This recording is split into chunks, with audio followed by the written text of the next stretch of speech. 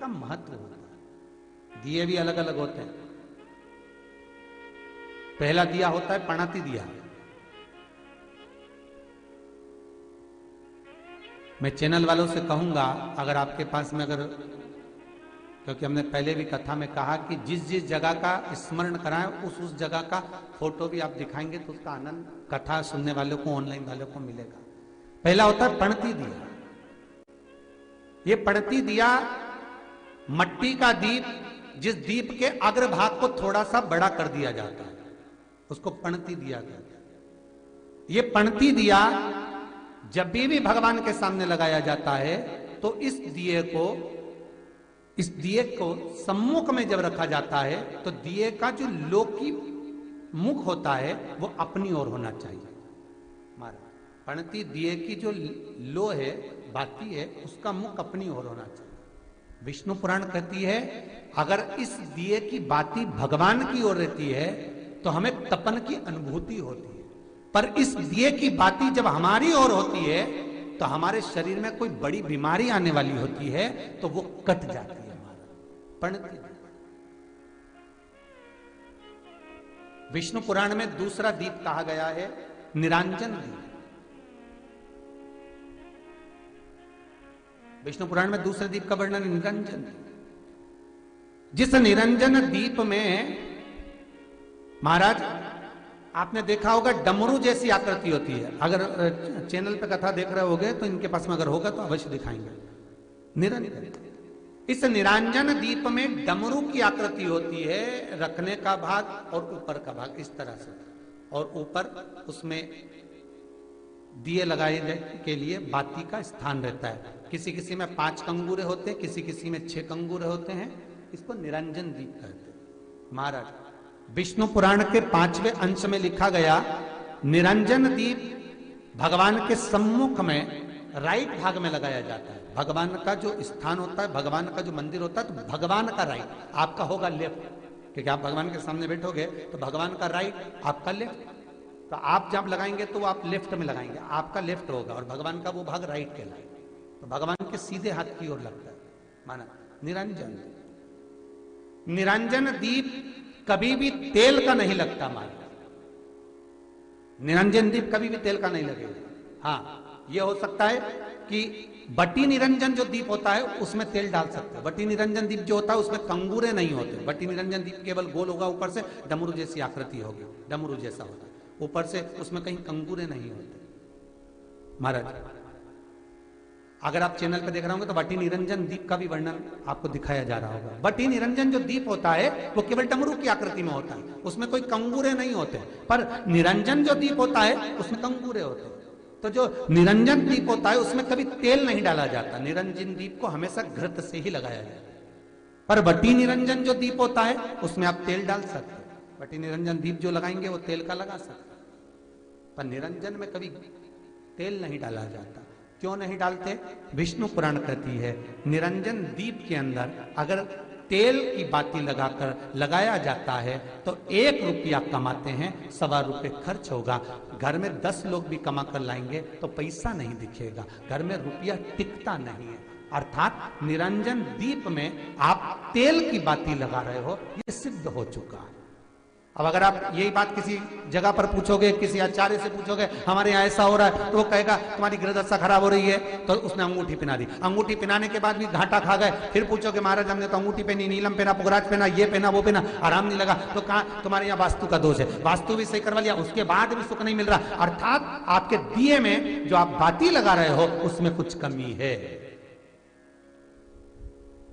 उसको पहचानो। चतुर जो डॉक्टर होता है वो जरा सी देर में पकड़ लेता है कि इसको प्रॉब्लम हो क्या रही, और नहीं तो कहेंगे जांच कराओ, ये जांच वो जांच, और मालूम पड़े कुछ निकला नहीं, फिर भी शरीर में कष्ट का कारण क्या वो पकड़ा जाता।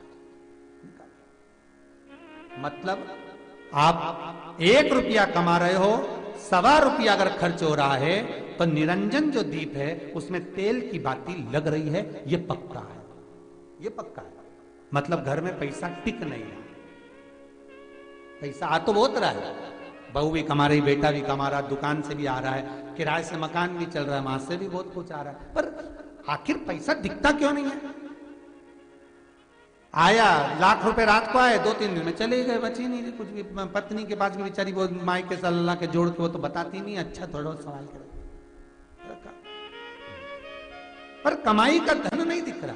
मतलब निरंजन जो दीप है, निरंजन दीप जिसमें ऊपर कंगूरे बने रहे 5, 6, 7 डमरू की आकृति का रहता, पर उसमें कंगूरे बने रहते निरंजन, उसमें जरूर आप तेल डालकर जला रहे हो, इसलिए धन दिख नहीं रहा, संपदा दिख नहीं रही, वैभव दिख नहीं, उसमें केवल घी की ही बातें नहीं। और महाराज बटी निरंजन जो दीप होता है उसके अंदर आप तेल डालकर जला सकते हो।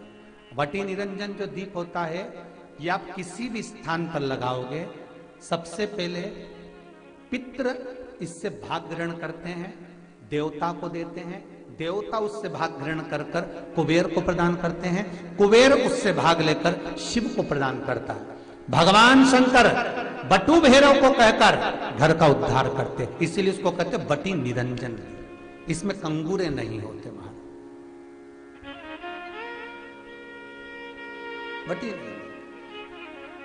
एक कुबेर निरंजन भी होता है, दिए में स्टैंड होता है, पकड़ने की जगह होती है, आगे उसमें चोंच लगी रहती है, उसको कुबेर निरंजन दीप कहते हैं। कुबेर निरंजन दीप महाराज जब भी जलाया जाता है, इस तरह का दिया अगर किसी के घर में हो कुबेर निरंजन, जिसमें स्टैंड होता है, ऊपर होता है, थोड़ा लंबा होता है, आगे लंबाई निकली रहती है। कुबेर निरंजन टीवी पर आप दर्शन कर रहे होंगे, तो कुबेर निरंजन जो दीप होता है उसमें आगे भाग लंबा रहता है और पकड़ने का स्थान होता है। तो कुबेर निरंजन दीप घी का लगाओ चाहे तेल का लगाओ, उसमें लौंग या काली मिर्च, काली तिल या चावल, पूजन वाली जगह में जो चावल रखे उसका 2 दाना चावल का या फूल की पत्ती, कुछ भी उस कुबेर निरंजन दीप में डालना जरूरी होता है, जिससे हमारे घर में भंडार सदा भरा रहे।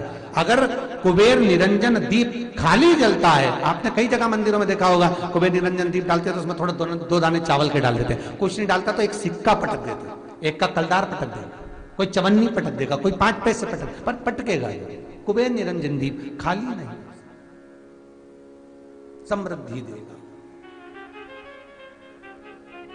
महाराज आनंद की अनुभूति कराएगा, सुख को देगा। मट्टी के जो गोल दिए होते हैं, माटी के, महाराज इन गोल दिए का जो प्रमाण हमारे यहां शास्त्र कहता है, ये चहो दिशा को सुख प्रदान करने वाले होते हैं। इसकी बात ही आप कहीं पर भी लगा सकते हैं, किसी भी स्थान।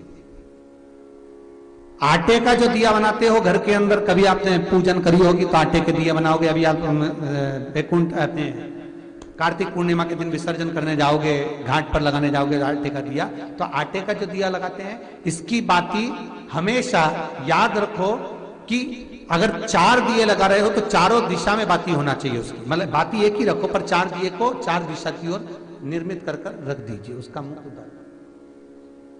आटे के दिए में कभी भी चोंच नहीं बनाना चाहिए, अर्थात बत्ती रखने की जो चोंच होती है आटे के दिए में कभी नहीं बनाना, बिल्कुल गोल बनाना चाहिए और उसको फिर विसर्जन की ओर आप लेकर जाओ या देवता की ओर लगाओ, जहां लगाना है, पर उसमें चोंच नहीं होना चाहिए।